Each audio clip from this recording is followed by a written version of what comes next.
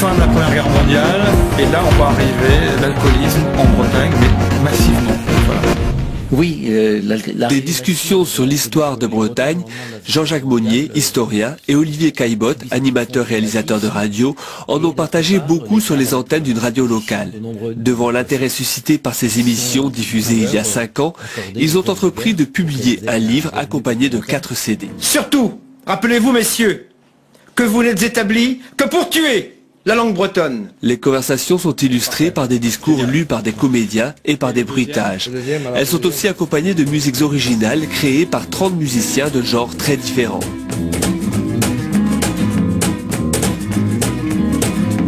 L'illustration sonore permet aussi de faire des césures, parce que bon, il y a pour quasiment 4 heures l'histoire de la Bretagne, donc il est évident qu'on ne peut pas faire ça de tout un flot, donc il y a des césures musicales, mais la musique sert aussi à illustrer certains propos. Quelquefois on rentre aussi dans la dramaturgie, et quelquefois aussi on a de la musique historique, puisque nous avons eu des plages qui ont été faites avec, bon, pour ne pas le citer, Raoul Le Chénadec, qui est chanteur haut de contre, et son épouse qui ont fait de la viole de gambe et des instruments Renaissance, quand on parle d'Anne de Bretagne par exemple. Grâce à cet ouvrage sonore édité aux éditions Skolvreis, l'histoire de Bretagne sort des livres pour s'écouter en voiture, à la cuisine, n'importe où.